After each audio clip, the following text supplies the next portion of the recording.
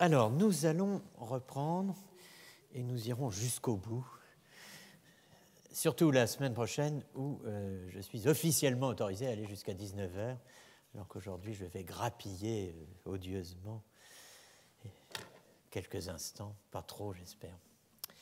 Donc voilà, nous choisissons dans l'instant. Voilà ce que nous avons à comprendre avec Duns Scott. Mais je l'ai dit, l'hypothèse de Scott est contrefactuelle. Il nous dit, pour mettre en place son argument, s'il n'y a que si ponitur voluntatem esse tantum in uno instanti, si l'on pose que la volonté n'existe que dans un seul instant.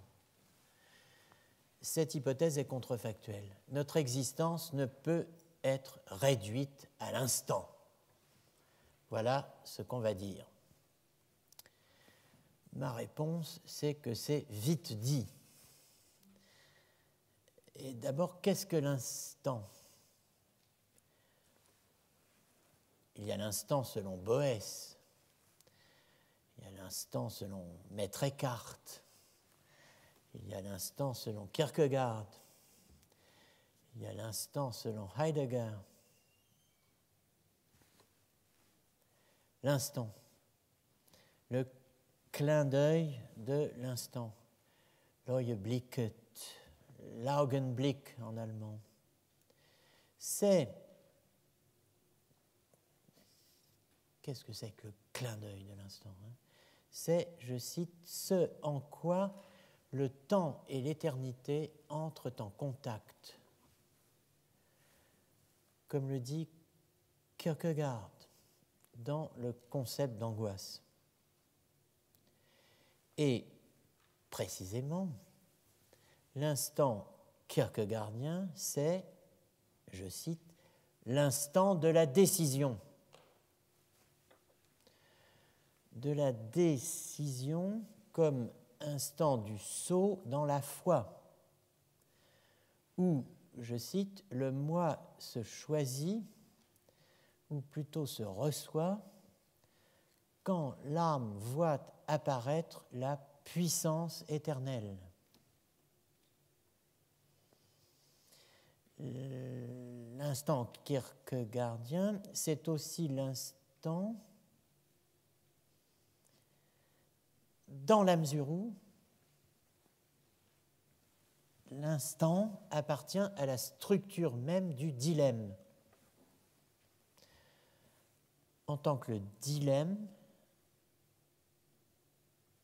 ce que Kierkegaard appelle l'épreuve avant la décision, c'est ce qui, je cite, éthiquement, l'instant, c'est ce qui éthiquement a lieu avant l'instant de la décision et en même temps à l'instant de la décision. Avant T et à T, que le dilemme soit soluble ou insoluble. Voilà, la décision, elle a lieu avant et pendant.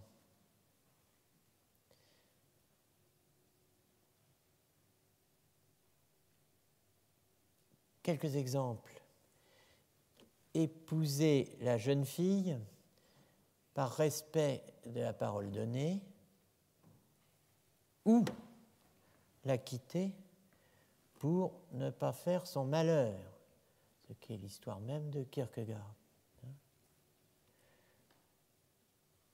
Sacrifier sa fille pour apaiser les dieux ou la garder en vie, Agamemnon.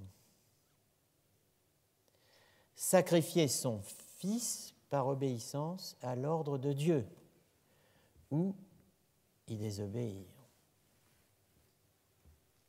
Voilà 3 dilemmes. Et le plus beau, celui du Triton de Agnès ou Agnete, Agnès et le Triton, le poème d'Andersen. le Triton séducteur, selon Kierkegaard, en proie au repentir, qui a séduit Agnès et qui a désormais le choix entre se tenir sur la réserve, dans la latence, ne pas se montrer ou bien se manifester à elle. Alors, en fait, Kierkegaard veut reprendre un poème d'Andersen, lequel poème d'Andersen raconte comment le Triton est apparu à Agnete, l'a séduite, emmenée au fond des eaux, où en 8 ans, elle lui a donné 7 enfants. Puis, entendant au fond de l'eau tinter la cloche de l'église, éprouve une nostalgie violente et demande à aller sortir, remonter à la surface, aller à l'office, ce que le Triton lui accorde en la mettant en garde de diverses manières que je vous laisse découvrir en lisant ce beau poème. Évidemment, elle ne reviendra jamais. Et le Triton, au fond de l'eau, avec ses 7 enfants, attend désespérément le retour d'Agnès. La version anglaise dit Hearken now, Agnes, hearken unto me, all thy little children are longing after thee. Vous m'excusez, je ne peux pas vous le lire en danois, n'est-ce pas? Mais bon. Let them long as they will, yeah. Let them long so sore, I shall return to them nevermore, répond Agnès. Think of the big ones and think of the small, of the baby in the cradle, think thou most of all, dit le pauvre Triton. I think not of the big ones, I think not of the small, of the baby in the cradle, I'll think no more at all. Ah, ah, ah, of the baby in the cradle, I'll think no more at all. Voilà la réponse d'Agnès. Donc le malheureux Triton attend, n'est-ce pas, à la fois caché et manifeste le retour d'Agnès. Ça, c'est la version d'Andersen. Alors, il veut être à la fois, il veut remonter pour aller la chercher, en même temps rester caché, dévoré par la douleur au fond de l'eau, et il arrive à cela, effectivement, dans l'extraordinaire sculpture de Agnès, de Juste, Bonen, le Triton et ses fils. Vous voyez donc le Triton avec les 7 fils que lui a donnés Agnès dans cette sculpture sur Frederiksholms canal à Copenhague. Donc il est pétrifié en homme, le Triton, il est désormais homme, et selon l'étiage, n'est-ce pas, selon que ça monte ou ça descend dans le canal, tantôt on voit sa tête, tantôt on ne la voit pas. Chez Kierkegaard, il s'agissait de reprendre le poème pour en faire tout à fait autre chose. Je vous lis un passage du journal de Kierkegaard. Chez Kierkegaard, le Triton a séduit Agnès comme lui-même a séduit Régine Olsen. Et en fait, il va mentir pour que précisément elle ne le suive pas au fond de l'eau. C'est tout à fait une autre version. J'avais pensé reprendre Agnès et le Triton d'un aperçu qui n'a sûrement pas levé dans la tête d'un poète. Le Triton est un séducteur, mais une fois gagné l'amour d'Agnès, il en est si touché qu'il veut lui appartenir sans réserve. Mais c'est là ce qu'il ne peut. Il lui faudrait alors l'instruire de toute sa triste existence, qu'à certaines heures il est un monstre, etc. L'Église ne peut pas les bénir, alors il désespère, plonge de désespoir jusqu'au fond de la mer et y demeure, mais fait croire à Agnès qu'il n'a voulu que la tromper. Donc il lui ment sur les raisons pour lesquelles il va se perdre au fond de l'eau. Voilà de la poésie, et non ces pauvres et piètres bavardages ne traitant que de farce et de balivernes. Un nœud de cette sorte ne se laisse défaire que par la religion, qui tire de là son nom, parce qu'elle lie et délie tout enchantement. Si le Triton pouvait croire, sa foi peut-être le transformerait en homme. Donc, vous voyez, c'est une toute autre chose chez Kierkegaard. Mais bon, en tout cas, il y a un instant de la décision chez Kierkegaard, celui du saut dans la foi. Il y a un instant de la décision chez Heidegger, lecteur de Kierkegaard. Mais surtout, et pour nous, il y a dans la théologie médiévale contemporaine de Duns Scott, et en un sens chez Scott lui-même, de quoi mettre en parallèle logique temporelle, logique du changement et ce qu'on pourrait appeler logique de la décision. L'exposition, comme on dit au Moyen-Âge, autrement dit l'analyse syntactico-sémantique, expositio, l'exposition des termes ou syncatégorèmes, commencer et finir, incipit et decinit, ce qu'on appellerait aujourd'hui des opérateurs aspectuels, jointe à l'analyse physico-mathématique des limites intrinsèques ou extrinsèques des processus, des changements d'état ou des transitions, sur la base courante au XIVe siècle, d'une tripartition des mobiles, des choses qui sont dites en mouvement, intégrant notamment donc à côté des réalités permanentes et des réalités successives, des réalités instantanées qui ne durent qu'un instant. Ce formidable complexe discursif d'une extraordinaire complexité et d'un extraordinaire raffinement logique, vous le voyez à l'œuvre dans la théologie des sacrements, notamment dans la théologie de l'Eucharistie, pour rendre compte de la transsubstantiation. Les choix théoriques auxquels les médiévaux sont confrontés, tout spécialement au XIVe siècle, du fait de l'inadéquation de la logique d'Aristote aux problèmes théologiques hérités du christianisme, les conduisent à suspendre, dans certains cas, la validité du principe de bivalence. C'est-à-dire que pour toute chose, il y a une affirmation qui est vraie et une autre qui est fausse. Ou celle du principe de non-contradiction. Cela les conduit à admettre des lacunes dans les valeurs de vérité, c'est-à-dire un état intermédiaire entre le vrai et le faux. Cela les conduit à envisager au moins problématiquement l'hypothèse d'une réalisation simultanée d'états contradictoires dans la nature, des potentia dei absoluta. Un extraordinaire appareil conceptuel existe. Il pourrait être appliqué à l'instant de la décision. L'est-il ? La chose reste à examiner. On a beaucoup étudié parallèlement ce qu'on appelle aujourd'hui logique déontique, des normes, logique épistémique concernant la connaissance, les actes de connaissance, et logique modale.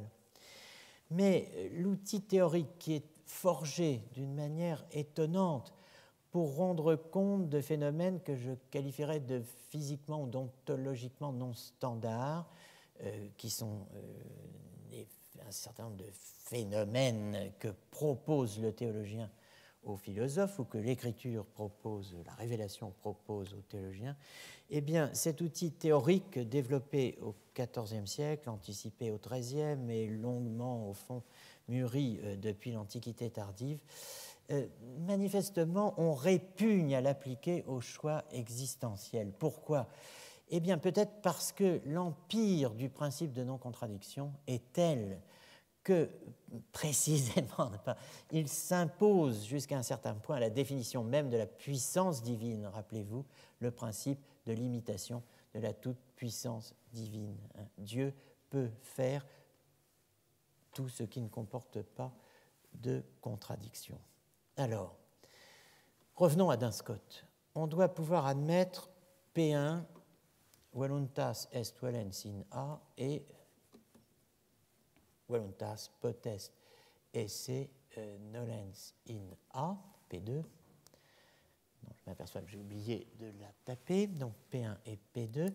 On doit pouvoir admettre cette conjonction de propositions pour tout instant du temps éthique, et non pas seulement pour l'instant unique d'un temps fictif dans le cadre d'un argument. Alors pour cela, qu'est-ce qu'il faut faire ? Eh bien, il faut se dire, premièrement, je crois, que tout instant est en tant qu'instant de la décision, un instant d'éternité, que rien ne distingue cet instant de l'instant petit a de Scott, puisqu'après tout, au moment où la décision se prend, elle est prise. Et deuxièmement, je crois qu'il faut dire que notre problème n'est pas de savoir ce qui suit, ce qui découle de la décision, savoir si la décision est suivie ou non des faits. Notre problème, c'est de déterminer si au moment où je prends ma décision, je suis ou non libre de nouloir ce que je veux ou de vouloir ce que je ne. Je peux quitter la jeune fille, rompre tout en voulant l'épouser. Je peux faire quelque chose sans le vouloir. La question est, puis-je positivement vouloir les deux à la fois? L'épouser et rompre. Puis-je positivement vouloir des contradictoires ou des contraires? En un mot, vouloir comme tel des opposés. Le vouloir est-il soumis au principe de non-contradiction? En totalité ou partiellement? En tout temps ou seulement dans certaines circonstances? En quoi l'existence d'états contradictoires ou contraires dans l'âme humaine serait-elle un problème si précisément, comme on l'a vu dans le séminaire, on distingue inhérence physique, réception d'une forme avec une matière par un sujet substrat, qui est pour cette raison même réception d'une forme avec une matière, caractérisable comme physique et non pas comme psychique, et si on distingue de l'inhérence physique, l'immanence psychique, qui est la réception d'une forme sans la matière, par un sujet substrat qui est, pour cette raison même, caractérisable comme psychique et non pas physique. Le propre des états intentionnels n'est-il pas d'être superposables, sans mélange, dans le même lieu, contrairement aux propriétés physiques non mélangeables? Tous les états mentaux sont-ils soumis au principe de non-contradiction? Les sensations, les désirs, les affects, les volontés, les représentations, les concepts, les jugements. Rappelons-nous PNC. Il est impossible que le même attribut appartienne et n'appartienne pas en même temps au même sujet et sous le même rapport. Alors, la question qu'on peut se poser, et que vous allez voir, on se pose effectivement au ménage, c'est, dit dans mes termes, faut-il admettre une application psychologique du principe de non-contradiction du type de, et là, deux scénarios, qui ne s'excluent pas l'un l'autre et qui sont, au contraire, cumulatifs. Il est impossible que le même état psychique appartienne et n'appartienne pas en même temps au même sujet et sous le même rapport. Par exemple, un vouloir, V, et un non-vouloir, NV, en tant que tels, qui sont des contradictoires, comme voulu et non voulu, V et NV. Rappelez-vous, au début de l'année, les quadrangles tirés des Lambeth Fragments d'Anselme. On va y revenir. Premier point. Deuxième point, il est impossible que le même état mental intentionnel dirigé sur un objet, autrement dit, pas seulement un acte, vouloir, non vouloir, mais vouloir que, P, non P, etc. Même état mental intentionnel dirigé sur un objet appartiennent et n'appartiennent pas en même temps au même sujet et sous le même rapport. Par exemple, un vouloir, V, et un nouloir, VN, vouloir que ne pas, qui sont des contraires, car dans les deux cas, on a affaire à un vouloir. Vouloir et nouloir égale vouloir que ne pas, donc on a affaire dans les deux cas à un vouloir. Que l'objet soit un état de chose ou une chose individuelle. Voilà, ça c'est ce que j'appelle le double problème. Le problème est double. Les deux formules laissent entendre que c'est impossible au même moment et ou sous le même rapport, mais que c'est possible successivement et sous des rapports différents. Mais cela ne nous intéresse pas. la succession ne compte pas pour nous. Ici, ce qui compte, c'est la simultanéité. Mais ce n'est pas tout. C'est beaucoup plus compliqué que ça n'en a l'air. Contraire et contradictoire n'ont pas les mêmes propriétés logiques. Les contraires ne peuvent pas être vrais en même temps d'un même sujet. Mais ils peuvent être faux en même temps. Les contradictoires ne peuvent être vrais en même temps d'un même sujet, mais ils ont une autre propriété. Si l'un est vrai, l'autre est faux. Et réciproquement. Alors, sans entrer dans le détail, mais quand même, il faut avoir les idées claires, on va regarder un tout petit peu. Il faut souligner donc que la différence entre contraire et contradictoire dans le domaine de la volonté, de l'action et de la liberté, cette différence entre contraire et contradictoire n'a pas échappé aux médiévaux. Une des thèses répandues au Moyen-Âge tardif est que la volonté est libre dans les actes contradictoires, vouloir versus ne pas vouloir, nouloir, vouloir que ne pas, versus ne pas nouloir, ne pas vouloir que ne pas. Donc elle est libre dans les actes contradictoires, mais elle n'est pas libre dans les contraires. Autrement dit, vouloir versus nouloir, ou accepter versus refuser. La thèse commune à la fin du XVe siècle, la voici. Communitaire dicitur, voluntatem esse liberam in actibus contradictoriis, quales sunt velle, non velle, nolle, non nolle, sed non contrariis, ut puta his, velle, nolle, acceptare, refutare. Donc, ceci, en un mot, si vous voulez, la volonté est libre dans les contradictoires parce qu'elle est libre de vouloir ou ne pas vouloir et libre de nouloir ou de ne pas nouloir, mais pas dans les contraires parce qu'elle n'est pas libre de vouloir, V, un mal connu ou apparent, ou de nouloir, VN, vouloir que ne pas, un bien connu ou apparent, ni d'accepter un mal connu ou apparent, ou de refuser un bien connu ou apparent. Cette position commune serait à tracer en détail. C'est loin d'être fait.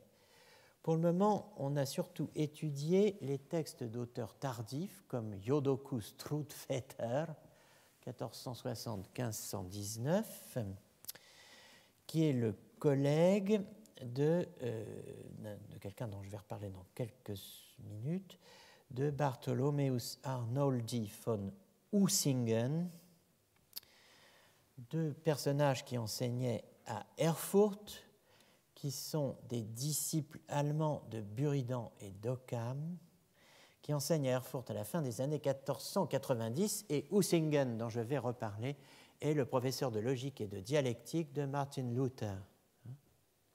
Donc c'est des auteurs qui, même s'ils n'ont pas laissé un grand nom en apparence dans l'histoire de la philosophie, ont eu une certaine importance dans l'histoire de la théologie, au fond.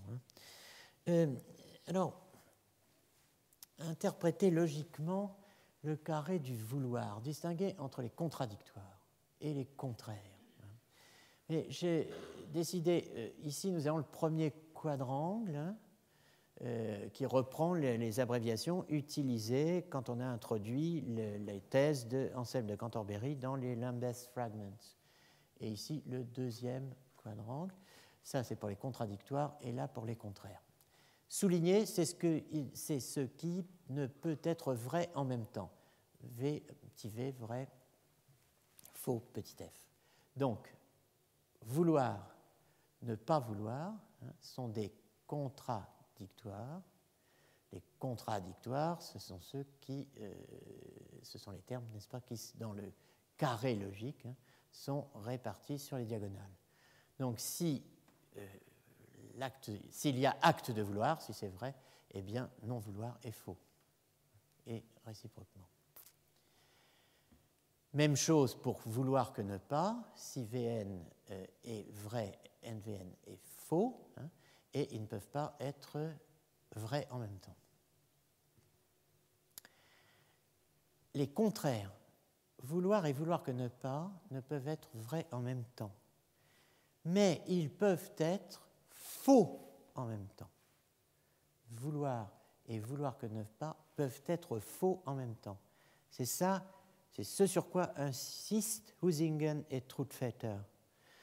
Pourquoi ? Parce que dans le cas où il y a non-vouloir, eh bien, puisqu'il y a non-vouloir, il n'y a ni vouloir que ne pas. Donc, ceci et cela, V et Vn, peuvent être faux en même temps parce que NV est vrai. Vous voyez ? Donc, c'est ce genre de distinction que nos auteurs d'Erfurt mettent en œuvre. Et pour eux, le fond de la liberté, c'est la possibilité que l'homme a de vouloir un objet, de le vouloir, bien entendu, mais aussi de s'abstenir de le vouloir. C'est ce NV vert là, qui est important pour Huizingen et Troutvetter. La liberté joue entre vouloir et abstention. Velle et non velle. Ces actes sont des contradictoires. Le libre arbitre est la capacité qu'on a à tout moment de choisir entre les deux. On a à tout moment la capacité de suspendre le velle, la suspension du consentement, la suspension de l'assentiment. Voilà la grande possibilité. Assentir, consentir, ou suspendre, suspendere actum suum, dit Huizingen, Bartholomäus Arnoldi von Huizingen. Suspendere actum suum, on peut suspendre son acte de vouloir exactement comme on peut suspendre un jugement. Vu du point de vue de la suspension de l'acte, suspendere actum suum, la séquence donc velle, nolle, non velle peut être rapprochée du trio, mieux connu peut-être, assensus, assentiment, dissensus, dissentiment, et retentio ascensionis, rétention de l'assentiment.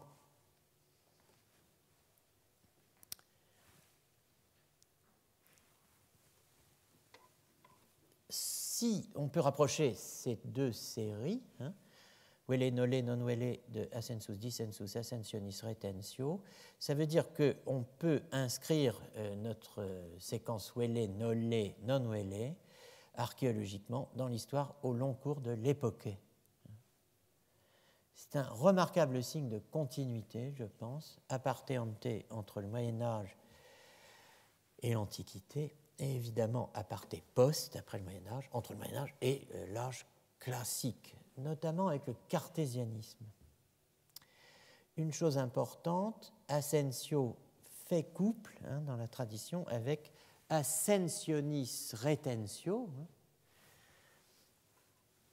plutôt qu'avec dissensus. Dans les textes que je pourrais vous citer, on s'intéresse toujours à ce choix de base. Assentir, consentir, n'est-ce pas ? Ou bien retenir son assentiment, son consentement. Donc, l'assentiment marche avec, si je puis dire, la suspension de l'assentiment, donc les poquets, plutôt qu'avec le dissentiment. Alors, l'expression ascensionem cohibere figure dans le De Natura Deorum. Vous trouvez aussi sustinere ascensionem, etc. Donc Cicéron. Bon, vous avez aussi pour l'assentiment, hein, dont on pourrait faire l'histoire, évidemment, et d'abord la définition augustinienne du croire dans le De Praedestinatione Sanctorum, ipsum credere nihil aliud est, quam cum ascensione cogitare. Cum ascensione cogitare. Donc le couplage en question montre que la thèse d'Ussingen sur le siège de la liberté, le lieu logique, si vous voulez, de son exercice, est plus ancien, cette thèse, ce couplage plus exactement, est plus ancien que Buridan, dont Ussingen est le disciple lointain en Allemagne à la fin du XVe. Bon, il faudrait consacrer plus de temps à cela, je ne peux pas.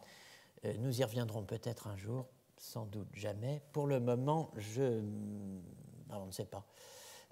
Pour le moment, je m'attache à la simultanéité, à ce qu'on a appelé la synchronicité tout à l'heure. C'est cela, disais-je, notre problème, et seulement cela. Une expression fréquemment utilisée par les médiévaux est simul et et semel, hein, en même temps et à la fois. Simul et semel. Cette expression simul et semel, hein, vous la retrouvez dans de très nombreux textes médiévaux qui expliquent qu'on ne peut à la fois vouloir manger et vouloir jeûner, vouloir s'adonner à la luxure et vouloir mener une vie réglée, vouloir et ne pas vouloir, rechercher quelque chose et ne pas le rechercher, ou rechercher son contraire. Bref, être simul et semel, sujet d'attributs mutuellement exclusifs qui s'excluent l'un l'autre.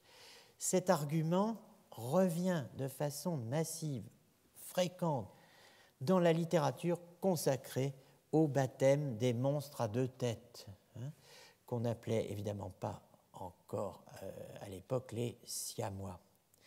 C'est la question théologique célèbre dont je cite ici un intitulé parmi d'autres, ici emprunté à un quodlibet de Jean Peckham, Utrum monstrum nascens cum duobus capitibus debeat baptizari sicut unus an sicut duo. Est-ce qu'un monstre naissant avec deux têtes doit être baptisé comme étant une seule entité ou bien deux?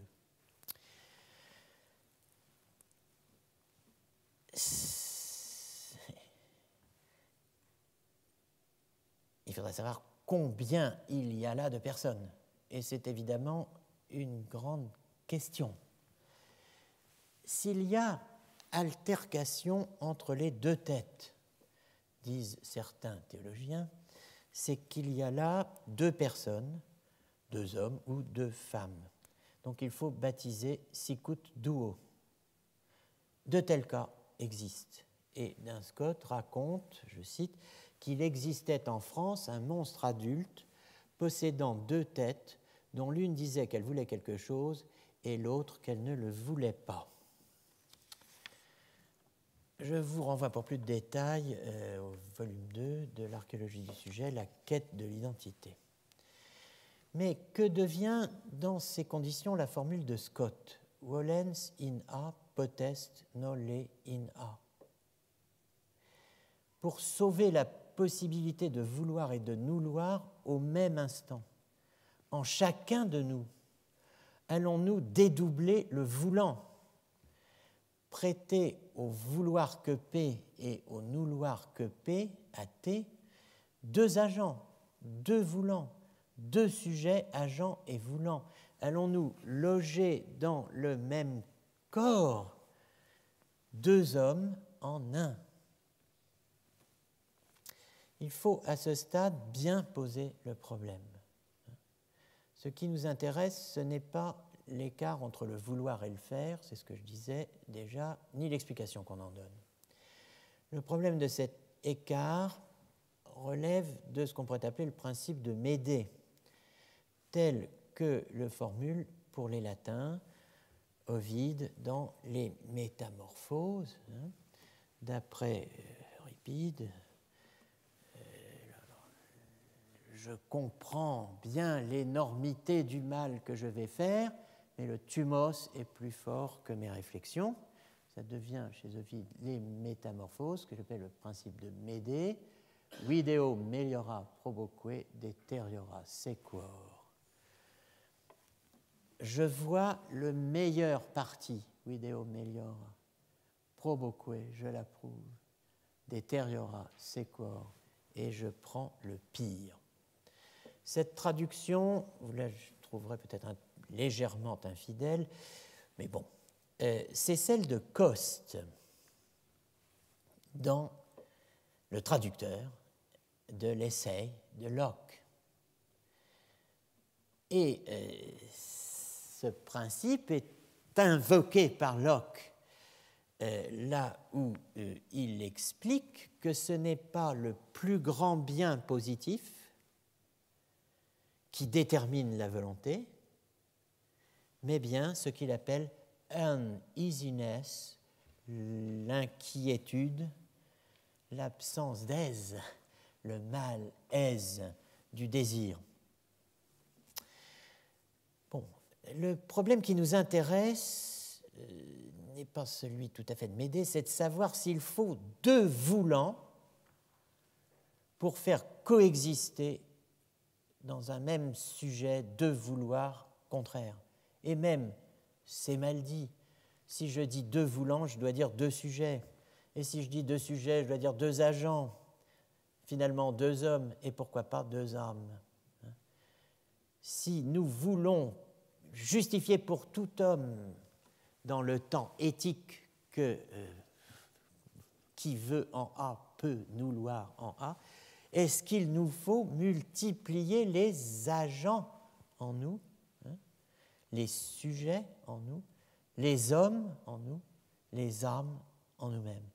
Rappelez-vous le cours du 10 février, nous y évoquions avec Théophile, le porte-parole de Leibniz dans les nouveaux essais sur l'entendement humain, ce que Leibniz appelait l'idée confuse d'autant d'agents qui agissent distinctement en nous qu'il y a de facultés réellement distinctes en l'âme humaine.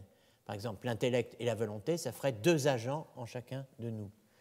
Et vous vous rappelez peut-être l'argument d'Episcopius, l'arminien, hein, le remontrant, néerlandais, assurant que la distinction réelle des facultés de l'âme menait à la théorie des deux agents en chacun de nous, aux prises l'un avec l'autre, ruineuses pour la liberté humaine.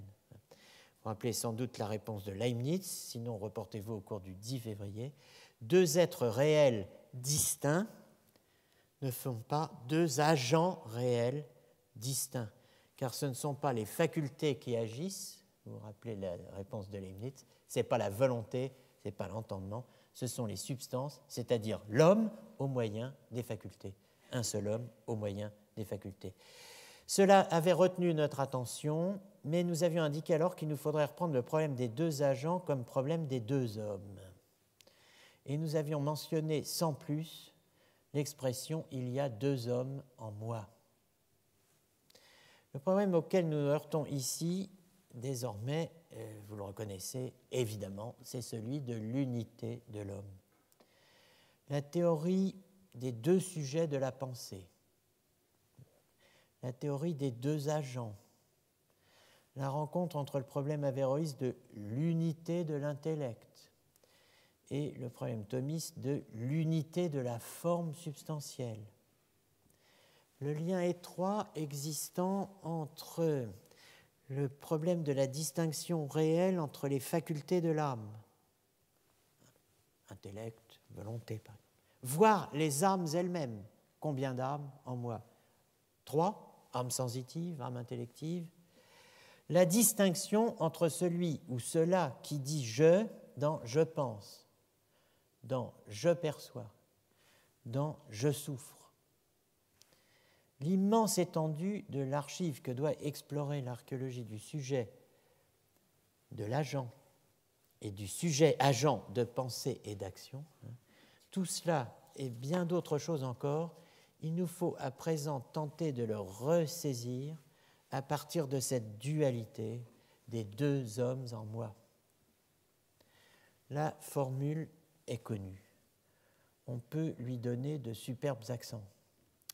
On peut même évoquer l'animal familier, non pas l'âne de Buridan, qu'on a assez vu, mais le Tragelaphus strepsichoros d'Aristote, qui, je vous le rappelle, était devenu le 12 juin dernier, sous les traits du grand Koudou, la mascotte, non pas du régiment, mais du séminaire. Comment allons-nous retrouver le grand Koudou? Eh bien, en écoutant, pour le plaisir du texte, Ernest Renan. 2 extraits, avec 2 hommes dans le premier, et dans le second extrait, avec 2 natures. Je suis double. Quelquefois, une partie de moi rit quand l'autre pleure. C'est là l'explication de ma gaieté. Comme il y a 2 hommes en moi, il y en a toujours un qui a lieu d'être content. Au fond, 2e extrait, quand je m'étudie, j'ai très peu changé. Le sort m'avait en quelque sorte rivé dès l'enfance à la fonction que je devais accomplir. J'étais fait en arrivant à Paris. Avant de quitter la Bretagne, ma vie était écrite d'avance. Bon gré mal gré, et nonobstant tous mes efforts consciencieux en sens contraire, j'étais prédestiné à être ce que je suis, un romantique, protestant contre le romantisme, un utopiste, prêchant en politique le terre-à-terre, un idéaliste, se donnant inutilement beaucoup de mal pour paraître bourgeois, un tissu de contradictions, rappelant l'Ircocerf de la scolastique qui avait 2 natures. Une de mes moitiés devait être occupée à démolir l'autre, comme cet animal fabuleux de Stésias qui se mangeait les pattes sans s'en douter. C'est ce que ce grand observateur, Chalmel-Lacour, président du Sénat à l'époque, a dit excellemment de Renan. Il pense comme un homme, il sent comme une femme, il agit comme un enfant. Renan, donc, Renan ou la chimère, trans-âge, transgenre, et 2 hommes en un, Jean qui rit et qui pleure, Janus bifrons, chanté successivement par Voltaire parlant de lui-même, par Séverin et Brasier, les très mortels auteurs de Jean qui pleure et Jean qui rit ou les 2 voisins, comédie créée en 1785 au Théâtre des Variétés par Mademoiselle Montansier, en attendant de voir entrer en scène Jeanne qui pleure et Jean qui rit grâce à Offenbach. Chacun connaît l'origine de la formule sacrée du dualisme. Ce n'est pas « il y a 2 hommes en moi, ennemis l'un de l'autre, le fou contre le roi, Judas contre l'apôtre, la rage au bout des poings et le cœur sur la main, aujourd'hui Mr. Hyde, Dr. Jekyll, demain. » Non, ça c'est Johnny Hallyday.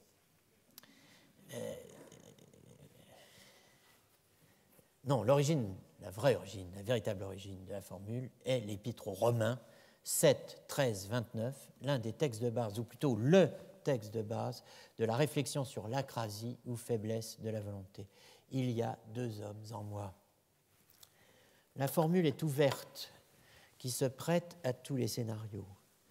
De fait, où les 2 hommes sont moi, où l'un des 2 n'est pas moi,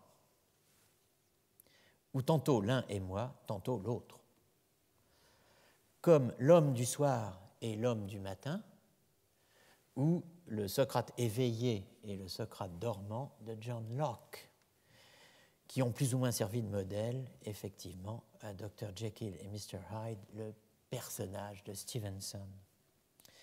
Sauf que Paul ne dit pas « il y a deux hommes en moi », mais argumente. Je veux et je ne, volo et nolo, mais je fais, ago, ce que je ne, et ne fais pas ce que je veux. Par là, je sais que nous sommes deux à opérer en moi, que celui des deux en moi qui opère ce que je ne n'est pas moi, n'est pas l'homme intérieur, mais mon hôte, l'étranger le plus proche, l'alien, cet extérieur qui habite en moi, ou plutôt dans mes membres, qui me font, mes membres, captifs de sa loi, cette loi qui lutte contre la loi de mon entendement et qui a non péché. Non enim quod volo bonum facio, sed quod nolo malum hoc ago. Je ne sais pas ce que je fais, je ne fais point ce que je veux, et je fais ce que je hais. Ce qui est bon, je le sais, n'habite pas en moi, c'est-à-dire dans ma chair, j'ai la volonté, mais non le pouvoir de faire le bien, car je ne fais pas le bien que je veux, et je fais le mal que je ne veux pas. Et si je fais ce que je ne veux pas, ce n'est plus moi qui le fais, c'est le péché qui habite en moi. Je trouve donc en moi cette loi. Quand je veux faire le bien, le mal est attaché à moi. Car je prends plaisir à la loi de Dieu selon l'homme intérieur, mais je vois dans mes membres une autre loi qui lutte contre la loi de mon entendement et qui me rend captif de la loi du péché qui est dans mes membres. Misérable que je suis, qui me délivrera du corps de cette mort? Ainsi donc, moi-même, je suis par l'entendement esclave de la loi de Dieu et je suis par la chair esclave de la loi du péché. Dualisme radical de la chair et de l'esprit, de ce corps de mort et de la mens, mais aussi dissection du moi en une partie vivante et une morte, et double servitude vis-à-vis de la loi de Dieu par la mens, vis-à-vis de la loi du péché par la chair. Deux hommes, deux esclaves qui, pris ensemble, font un moi-même, ego ipse, fait d'un qui veut sans pouvoir et d'un autre qui fait sans vouloir. Deux hommes en moi donc, pour le contenu. Mais la formule elle-même n'est pas de Paul, elle est de Racine. C'est le thème de l'admirable cantique spirituel dont le titre, Plainte d'un chrétien sur les contrariétés qu'il éprouve au-dedans de lui-même, nous installe au cœur du rapport vouloir dans l'instant de la décision. Voici ce cantique. Mon Dieu, quelle guerre cruelle! Je trouve deux hommes en moi.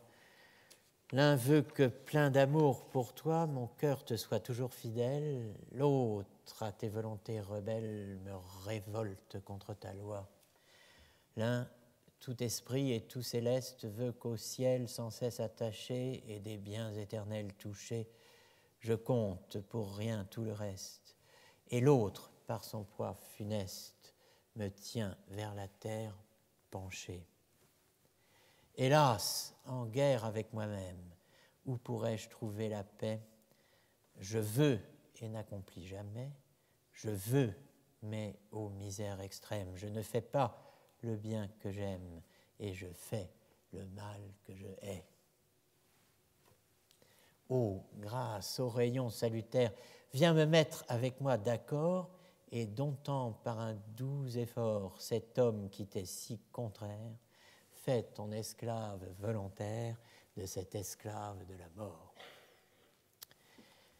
Mis en musique par Jean-Baptiste Moreau, 1656-1733, le cantique chanté devant le roi par le compositeur lui-même le samedi 2 octobre 1694 à Fontainebleau, il semble que Racine en ait lui-même donné lecture au roi Louis XIV, qui, si l'on en croit Julien-Louis Geoffroy, l'auteur de l'édition des œuvres de Jean Racine parue en 1808, se serait écrié « Voilà deux hommes que je connais bien » lorsque Racine lui lut le cantique.